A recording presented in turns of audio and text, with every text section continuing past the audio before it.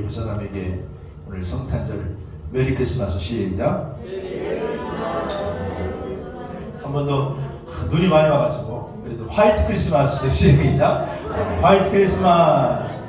우리 아기 예수의 탄생을 축하합니다. 오늘은 복된 성탄절입니다. 여러분 성탄하면 뭐가 생각나세요? 첫 번째는 아마 성탄절이 되면 변치 않는 크리스마스 트리를 떠올리게 되죠. 우리 교회도 이제 아주 크게 성탄 트리를 했습니다만은 집집마다 이제 거리에서 또 백화점 쇼핑센터에서 오히려 이제는 트리를 더 잘하지만 바로 성탄절 하면 트리가 떠올리게 되고, 두 번째는 캐롤송입니다. 제가 어렸을 때만 해도 꼭 크리스마스 이브가 되면은 집집마다 찾아가서 축하해주고 성탄 캐롤을 불러주고 그게 그냥 우리의 일과였는데, 여러 가지 이유로 그걸 참 못하게 돼서 너무 아쉽고 좀 섭섭합니다. 믿는 사람이나 믿지 않는 사람이나 그때가 되면 마음의 준비를 하고 있다가 야, 우리 집에 복 주러 오는구나, 그리고 아기 예수의 탄생을 같이 축하했던 캐롤송이 아마 성탄절 하면 떠오를 것이죠. 여러분 캐롤 가운데 루돌프 사슴코라고 하는 캐롤송을 아시죠? 루돌프 사슴코는 매우 반짝이는 군. 만일 내가 봤다면 불 붙는다 했겠지. 이 성탄 캐롤 가운데 루돌프 사슴코라고 하는 그런 캐롤송은 1939년 로버트 메이라고 하는 사람의 동화에서 시작이 됐습니다. 원래는 빨간 코 사슴 루돌프라는 동화였는데, 원래 동화 작가 이 로버트 메이는 젊은 시절 아주 어려웠다고 해요. 그래서 성공하려고 노력했는데 뜻대로 잘 되지 않아서 겨우겨우 살림을 이어갈 뿐이었고, 자신의 그 글이 그냥 어디 지방 잘 알려지지 않는 잡지에 실릴 정도였는데, 불행하게도 그의 아내는 또 병을 얻어 시름시름 앓다가 먼저 죽었고, 그에게 남겨진 딸은 학교에서 소외를 당하고 왕따를 당하는 그런 딸이었다고 해요. 이게 너무나 가슴이 아픈 거예요. 그래서 메이가 자기 딸을 생각하면서 늘 학교에서 이렇게 소외를 당하니까 그 딸에게 용기와 자긍심을 주기 위해서 쓴 동화가 바로 빨간 코 사슴 루돌프라고 하는 동화입니다. 그래서 거기에 루돌프 사슴코라고 하는 그 캐롤이 그 동화를 통해서 발생하게 된 것이죠. 루돌프는 늘 놀림을 당하는 그런 사슴이었습니다. 빨간 코 때문에 외톨이가 돼서 놀림을 당하고 외롭게 살아가고 있었는데, 어느 날 이 사슴이 살던 마을에 산타가 찾아왔습니다. 찾아온 이유는 산타가 영광스러운 산타의 썰매를 끌면서 선물을 나누어줄 사슴을 찾는다는 거예요. 그러니까 사슴들이 모두가 다 와, 내가 해야지, 그리고 여기에 도전을 했는데, 그런데 의외로 뜻밖의 산타 할아버지가 이 루돌프라고 하는 사슴을 그 썰매를 끌 사슴으로 선택해 준 거예요.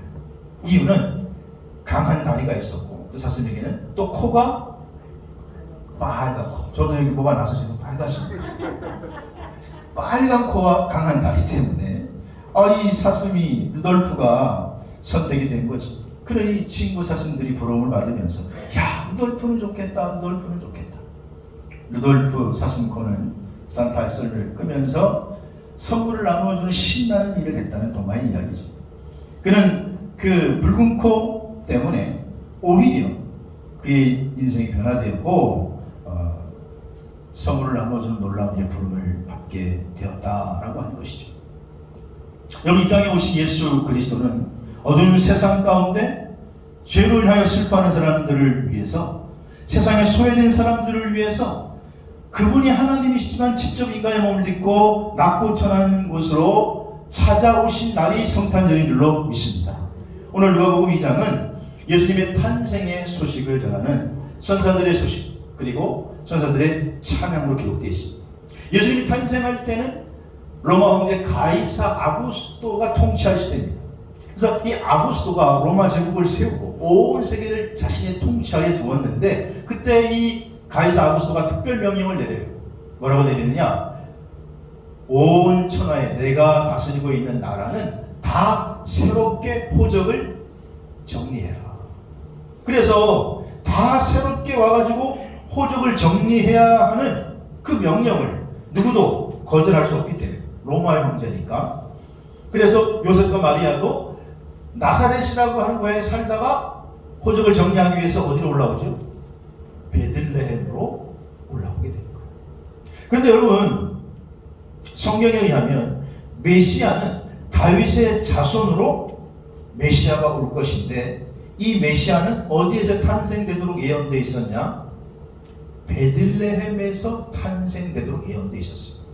만약에 로마의 황제 가이사 아구스토가 야, 다 호적을 새로 정리해라라고 명령을 내리지 않았다면 이 마리아는 어디에서 아기를 낳았을까요? 예? 어디에서? 자기의 고향인 나사렛에서 아기를 낳았겠죠. 그런데 그 명령 때문에 다시금 그 명령 때문에 꺼주실래요? 그 명령 때문에 다시금 이 베들레헴이라고 하는 곳으로 와서 호적을 정리하게 됨으로 말미암아서 베들레헴에서 아기를 낳는 그런 일이 벌어지게 된 거예요. 다시 말하면 지금 예수 그리스도의 탄생을 위해서 하나님은 로마의 황제 가이사 아구스토까지 사용하시는 분인 줄로 믿습니다. 오늘 본문에 등장하는 목자는 그 당시 유대 사회에서 가장 천한 계급에 속했던 그런 사람인데, 근데 이 세상에서 가장 귀한 소식을 전하러 온 천사가 그 소식을 제사장에게 알려준 게 아니고 왕에게 먼저 알려준 게 아니고 또 당시 귀족이었던 사두개인 또 바리새인들에게 알려준 게 아니라 지금 가장 천한 목자들에게 찾아와서 메시아의 탄생 소식을 전해 주었습니다. 저는 오늘 본 말씀을 가지고 목자들에게 들은 성탄 소식이라는 제목으로 말씀을 나눌 텐데, 첫 번째 목자들이 들은 성탄 소식은 첫 번째는 뭐냐? 큰 기쁨의 좋은 소식인 줄로 믿습니다. 오늘 10절에 보니까 천사가 나타나서 무서워하지 마라. 너희가 지금 들은 소식은 온 천하의 가장 큰 기쁜 소식이라는 거예요. 여기에 보라라고 하는 것은 무엇인가 엄청난 걸 말하겠다라고 하는 말이고, 여기에 좋은 소식은 유앙겔리조마이라고 하는 말인데 좋은 소식을 내가 전하겠다라고 하는 뜻이 여기에 함축되어 있어요. 그럼 좋은 소식이 뭐예요? 우리의 죄를 사하시고 우리를 구원하시기 위해서 아기 예수가 이 땅에 오셨다. 그분은 우리의 구세주가 되시는 그 아기 예수가 우리를 구원하기 위해서 이 땅에 태어나는 소식이 가장 기쁘고 좋은 소식인 줄로 믿습니다. 그래서 들에서 양을 치고 있는 목자들에게 천사들이 내려와서 무서워하지 마라. 너희가 지금 들은 소식은 가장 큰 기쁜 소식이라는 거예요. 여러분, 잠언 25장에 있는 말씀은요, 히스기야 시대에 신하들에 의해서 편집된 내용을 전해지고 있는데, 잠언하면 누구의 말이죠? 잠언은 누가 썼다? 솔로몬이 썼다고 알려져 있죠. 다윗의 글을 그가 받아서 또 솔로몬이 거기에 썼는데, 이 솔로몬 왕과 히스기야 왕 시대의 역사적 차이는 한 250년 납니다. 그러니까 솔로몬이 사실 죽은 후에 솔로몬 말이 자꾸 회자가 되기 시작하면서 250년 이후에 솔로몬이 한 말을 기록한 것이 잠언서라는 말이에요. 그러니까 솔로몬이 왕으로서 지혜의 말도 많이 하고 또 외교 사전을 파견해가지고 좋은 정보를 많이 얻고 들으니까 그 입에서 나오는 좋은 말, 그리고 하나님이 주신 지혜로 말미암아 정말 꿀보다 더 단 말을 해서 지혜서로 잠언서를 기록하게 된 것이죠. 잠언서 25장 25절에 보니까 이런 말씀이 있습니다. 같이 읽을까요? 시작. 먼 땅에서 오는 좋은 기별은 목마른 사람에게는 뭐가 같다고요? 냉수와. 여름날 목마를 때 좋은 소식은 이 여름날 목마를 때 마시는 냉수와 같다. 여러분, 우리는 늘 목마름과 갈증 가운데 살아가죠. 이렇게 힘들 때 예수님께서 이 땅에 오셨다는 소식은 우리에게 가장 큰 기쁨의 소식이 되는 줄로 믿습니다. 여러분, 만약에 지금 죄로 말미암아 자기가 그 죄값으로 사형 언도를 받았어요. 그래가지고 사형 날짜를 기다리고 있는 오늘 이 사형 날짜인데 그 사형수에게 가장 큰 기쁜 소식이 있다면 어떤 소식일까요? 오늘 특식이 나온다. 그게 좋은 소식일까요?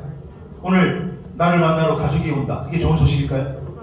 물론 그것도 나쁜 소식은 아니지만은 그 사형수에게 가장 큰 기쁜 소식은 더 이상 죽지 않아도 된다.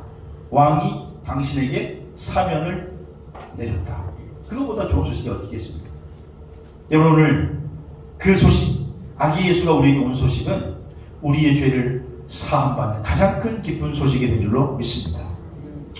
세계 2차 세계대전 때 프랑스 공군에 입대한 한 병사가 있었는데 이 병사가 몸을 아끼지 않고 최전선에 나가 싸웠어요. 늘 전쟁에는 죽음의 그림자가 도사리고 있지요.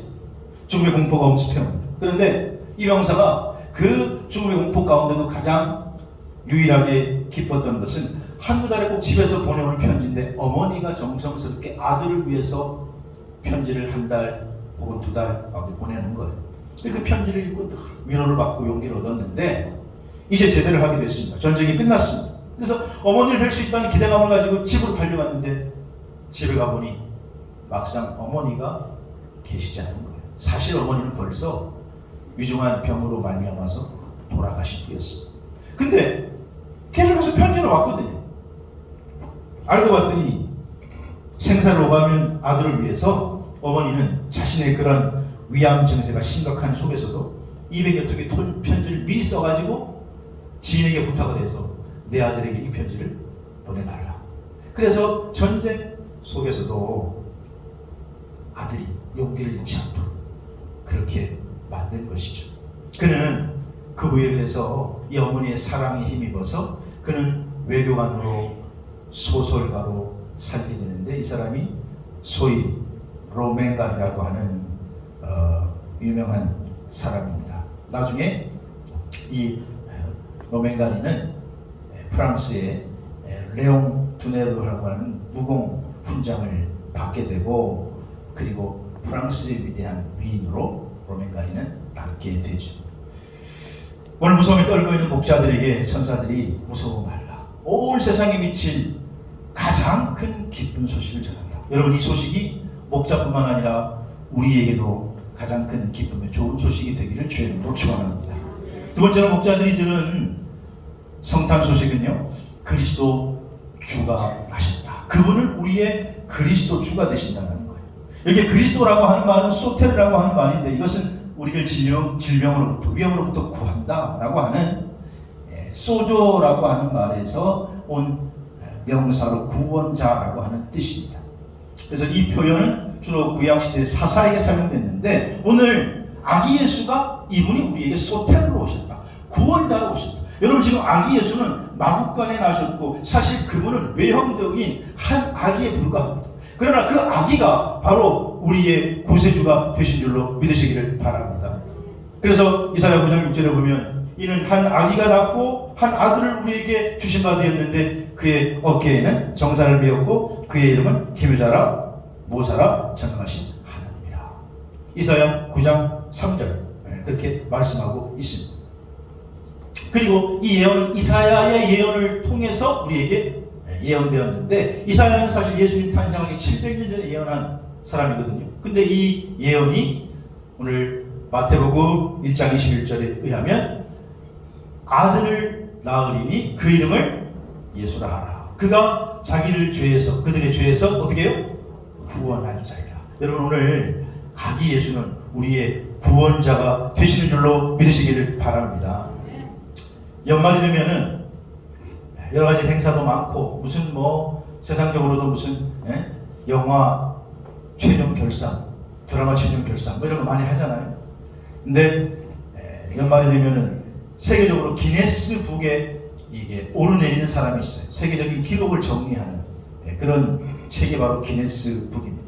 그래서 기네스북은 영국에서 이 해마다 출간되는 도서로 세계 온갖 기록을 이렇게 기록하고 있는 책이 바로 기네스북인데 여러분 기네스북에 기록된 내용 중에 아주 특이한 내용이 뭐냐? 개인적으로 크리스마스 카드를 제일 많이 보낸 사람 그 사람이 여기에 기록되어 있는데 이 사람이 샌프란시스코에 사는 워너 에어하드라고 하는 사람이에요. 워너 에어하드. 크리스마스 카드를 제일 많이 보냈어요.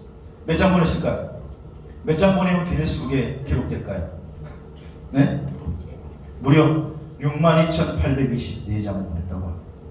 하여튼 놀라시지도 않아요.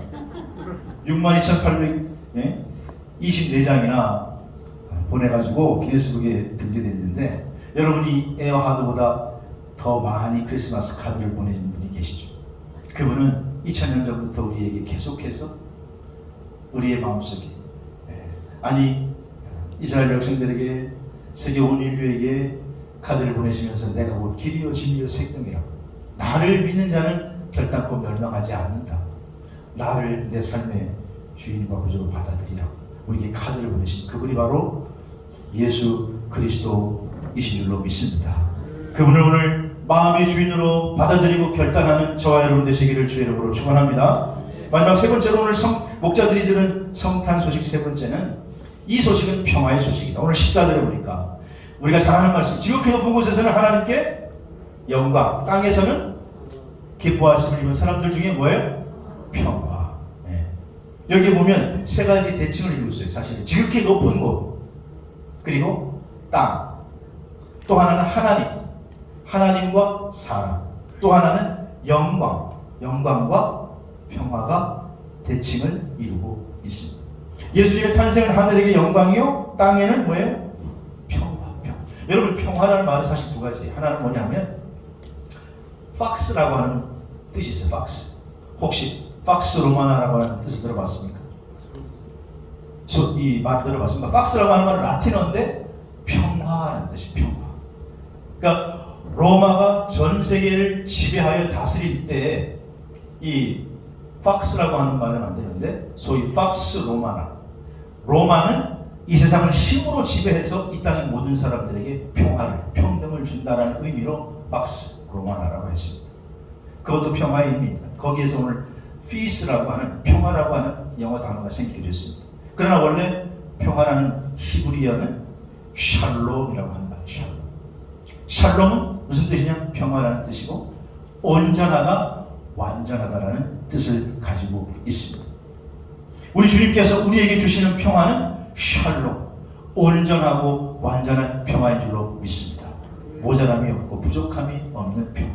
오늘 주님께서 그 평화를 우리에게 주시기 위해서 이 땅에 아기 예수로 탄생하신 줄로 믿습니다. 그래서 그 소식을 천사를 통해서 목자들에게 전해 주었다는 거예요.